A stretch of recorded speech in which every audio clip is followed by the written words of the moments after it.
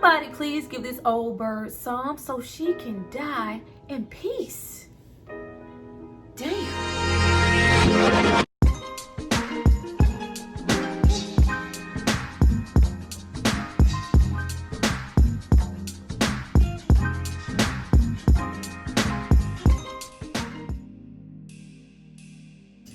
Hi you guys, welcome back to my channel. It's Tyra here with another struggle review, here to discuss X. Now this is a horror movie from 2022. It stars Mia Goth and Jenna Ortega. Now before I get into what a little sexual repressiveness will do to you, I need you guys to drop down and subscribe to my channel and like this video. I'm gonna give you guys a moment to do that, and then we're gonna come back and discuss all things. I mean, it was like Titanic. I remember Rose when she got older in the Titanic and she was like, it's been 84 years. Mama was like, it's been 84 years and I'm still trying to get it popping. Don't I look pretty? Bust it down, like, give up the nuts, bruh. Go back.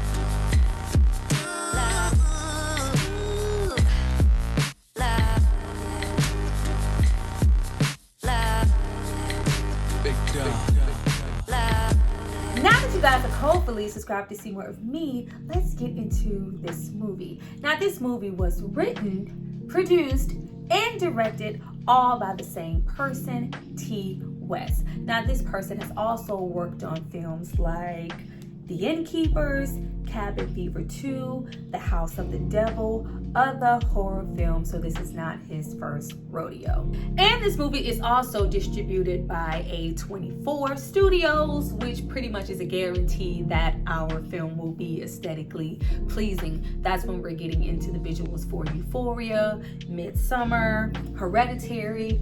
They rarely miss. They are a force to be reckoned with, especially when we're getting into the horror genre. Now, this movie seems extremely run-of-the-mill beforehand. Of course, we have the aftermath of clearly some murders taking place. We have the sheriff trying to figure out what's going on. We have a 24-hour period, coke, strippers, and porn.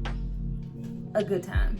Now, what I loved initially the most about this movie is the setting. Not only are we in Houston, Texas, but we are in the late 70s. I love this more than contemporary settings because that eliminates the need to explain why certain scenarios have to happen, and we can avoid tropes. There is no technology, the dreaded cell phone calls, social media, smart cars. Why aren't our characters reacting this way? We don't have those elements there to distract, and that means we have an opportunity to get back into those deep-rooted horror elements that we love. You know, isolation, a small town, dirt roads, that infamous van, that great 70s music, and we get thoughts of the Texas Chainsaw Massacre, Motel Hell, The Hills Have Eyes, Cabin Fever, Straw Dogs, even The Visit when we get later on into parts of this film. This movie had all the elements going for it, but then we blow it with strong sexual content, a silly premise at times, and some of the most cringe-worthy acting that I've seen in a minute. Now, the premise for this movie is very simple. We have a group of wannabe porn stars hoping that this is their big moment. We have the sleazy ass director, his girlfriend, waiting for this to be their big opportunity as well, with him funding this film. We have the sweet, innocent film crew, dude and his girlfriend, and we have them left at the leisure of this old couple due to them wanting to secretly film these pornographic ass scenes on their farm. What could go wrong there? Now, even though the dramatics absolutely kick in with our amateurs treating this porno as if it's some grand ass theatrical release, even though for that moment they were ahead of their time, prior to, you know, us getting into the 80s, porn was something that you went into some sleazy, back hole in the wall ass place to watch in shame and in private. it, being available via video meant people could get their kicks and their rocks off in their own living room in private and it not be such a shameful act. But the dialogue here in the acting does not contribute to any of that. The dialogue is very shallow, very predictable, and just like, let's just get to the murder. And then we get into the initial setting. The entire setting of this film, from the gas stations, from the van, from the property, the farm, it all looks like it was pretty much ripped out of Texas Chainsaw Massacre. I was a little taken back, like, wow, y'all didn't try to move a flower. We love those elements, but we would still like you to be a little bit original. And the cast, of course, offers nothing to this. We have the obnoxious ass producer who is just not really likable and you don't really enjoy watching him. You pretty much don't like any of our characters here. You have the sweet, innocent girl who's there along for the ride with her boyfriend who thinks that porn is a sin and this is all wrong. And we also have our goddamn porn stars via Kid Cudi and Brittany Snow. Who told Kid Cudi he could act? Sorry, not sorry. The problem I have with their whole dynamic is when we get into our more pornographic scenes and we're supposed to be, oh, come on in. Oh, it's hot out there. Would you like some lemonade? Oh, yeah, ma'am. Can I use your phone? I'm here to lay a little pipe. You know what I mean? Those things are natural when you get into pornos. The problem was we had our actors here acting that way the entire film, whether they were in character for their porn or not. Like, where was the acting? Where was the scale? Nobody yelled cut. The director didn't rein in. You just let them go for this free fall. And I was like, it was just so cheesy and lackluster and actually comical at times. Yeah, you see how great of an actress I'm in? If you drop the camera lower, you can get his balls. Just hold the camera, son. Just focus on that and let me do the fucking no. And I also didn't know that a lot of our scenes would be focused on the porn sexual aspect of the film. We spent a whole lot of time fucking. And me, myself, I was like, okay, I kind of get the point. But I didn't come here for back shots. I came here for carnage, for the blood, for the horror, for the slasher. I didn't come here for cum. Now, it's all very typical, cheesy, wannabe Dirk Diggler, Boogie Nights, false, jump scares. Very stereotypical as far as what we should expect from this movie. That is until we get into the real scare factor of the film.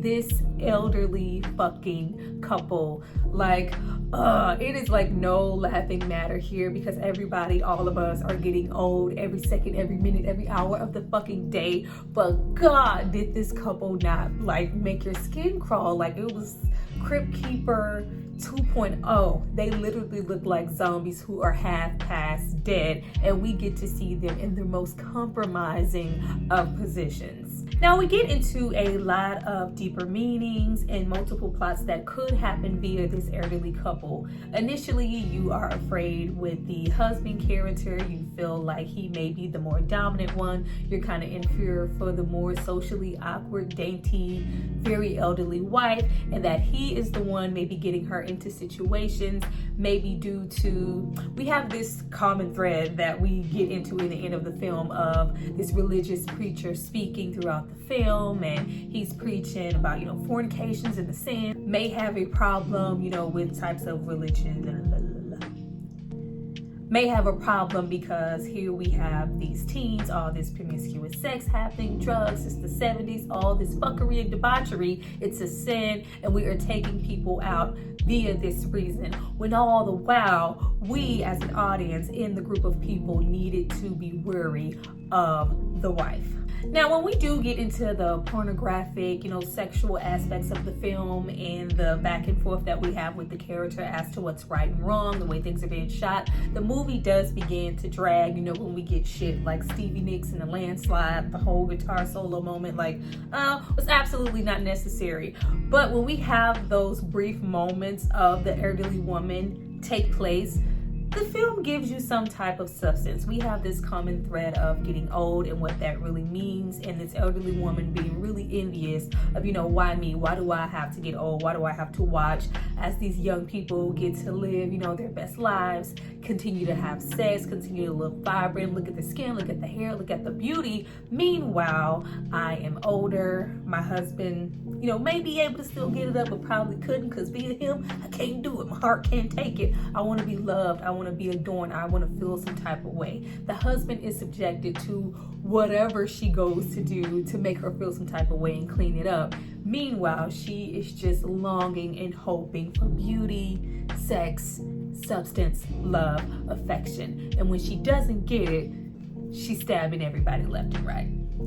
Now, when we do get into our actual kills, what we came here to see, are they anything amazing? Absolutely not. They do tend to drag a little bit. We do repeatedly have our victims get caught in a compromising position, thinking that this is just an elderly couple. Let's go help. Let's get her out the street. Let's get her in the house. Meanwhile, she is plotting and waiting for an opportunity to kill, as well as the husband. Now, we do have a lot of things come into question with the mobility of this elderly couple and how quickly they can move, how brute their force can be. I was like, are they, sucking some souls in? Like, are they taking their youth? Like, what's really going on here? No, this is just some random 90-year-old couple that, are killing people more than half their age. I mean, we literally have the elderly lady stabbing somebody in slow motion and scurrying away like this. It is just not giving. But what does make you really uncomfortable here is when we get into her being so envious of a young lady and she's waking up next to her. It just makes your skin crawl. She's breathing on her. She's in the bed nude with her. Even the goddamn sex scene that we get between the elderly. Oh, I can't. No, you can do it. Let's do. Oh God. It's just absolutely the last thing that you would want to see. That was scary. Now, when we do get pretty much to the ending and the climax of our film, we do try to have our writers here do a bait and switch, which really didn't work because I couldn't find myself giving a damn about any of the characters, whether it was the innocent, we should only have sex with one partner, but I changed my mind, I do want to have sex in the porno film now, or the one who, don't I look pretty? I deserve better. I deserve snorting all the coke everywhere. I just absolutely didn't care.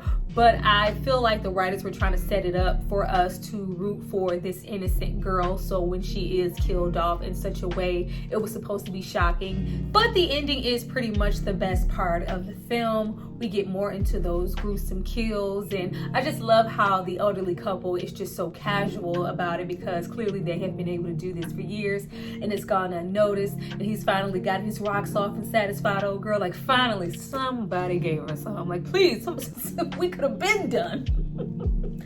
But we get into, that climax of the gunfire and him, that jump scare that actually gives him the heart attack when he thought it was going to be the sex all along. That was a nice touch there. And especially the very ending with the whole head getting rolled over situation. That was pretty cool. It felt a little satisfying. I was like, damn, she is just not budging. She going out like the thug that she is. Like, yeah, I still don't give a damn. You still ain't shit. Your beauty's gonna fade. Like, oh no, bitch, shut up. Beep beep, just rolled over ass. That was, a nice little touch. But the film wasn't anything to write home about, especially when they try to tie in the preacher on the TV this entire time on the radio. The fornication and the sins of it all. And this just happens to be his daughter, who's been throughout the movie. Don't I look pretty? I deserve better, snorting all the coke. And like, you really don't deserve a thing, but okay. Now, this movie did introduce some decent themes. It could have, gone a different way if it would have been executed better, maybe had a better writer, and they maybe took some risk. But yeah, the shock value of all the, porno scenes, or even the elderly couple and the ickiness of the, all that, yeah.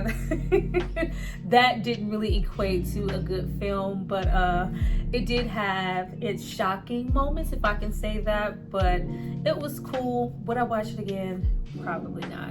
Well, you guys, that was my review for X. I hope you enjoyed it. Please drop down and tell me what you thought about this film so we can get that conversation started. Did you like it? Did you love it? Did you get it? Did you watch it? Did you hate it? I look forward to reading you guys' comments. I'll see you guys for my next video.